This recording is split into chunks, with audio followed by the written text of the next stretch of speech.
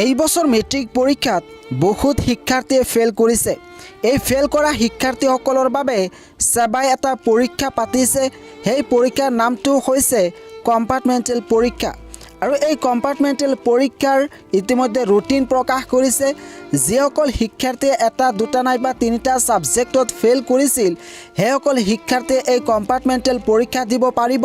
আৰু এই কম্পাৰ্টমেণ্টেল পৰীক্ষাৰ ইতিমধ্যে ৰুটিন প্ৰকাশ কৰিছে। 28 মে'ৰ পৰা এই পৰীক্ষা আৰম্ভ হ'ব আৰু 3 জুনত এই পৰীক্ষা সমাপ্ত হ'ব। এতিয়া প্ৰশ্ন হৈছে যে শিক্ষাৰ্থীসকলে কেনেকৈ এই কম্পাৰ্টমেণ্টেল পৰীক্ষাৰ ৰুটিন ডাউনলোড কৰিব পাৰিব। এইটো ভিডিঅ'ৰ ডিছক্ৰিপশ্যনত মোৰ হোৱাটছআপ গ্ৰুপৰ লিংক দিয়া আছে। তাতে ক্লিক কৰি মোৰ হোৱাটছআপ চেনেলত জইন হ'ব আৰু তাৰ পৰা এই কম্পাৰ্টমেণ্টেল পৰীক্ষাৰ ৰুটিন ডাউনলোড কৰিব পাৰিব। ইতিমধ্যে ছাত্ৰ ছাত্ৰীসকলক মোৰ হোৱাটছআপ চেনেলত এই ৰুটিনটো দি দিছোঁ। ইতিমধ্যে শিক্ষাৰ্থীসকলে ডাউনলোড কৰিছে আৰু তোমালোকেও এইটো চেনেলত ভিজিট কৰি এই কম্পাৰ্টমেণ্টেল পৰীক্ষাৰ ৰুটিনটো ডাউনলোড কৰিব পাৰিবা।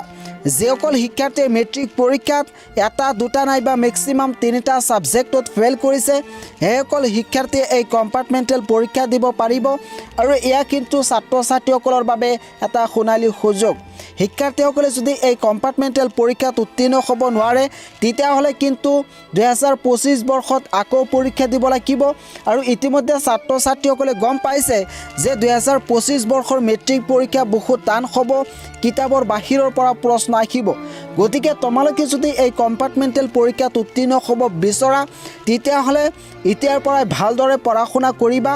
আৰু তোমালোকৰ এই পৰীক্ষা আৰম্ভ হ'ব 28 মে'ৰ পৰা আৰু সমাপ্ত হ'ব 3 জুনত।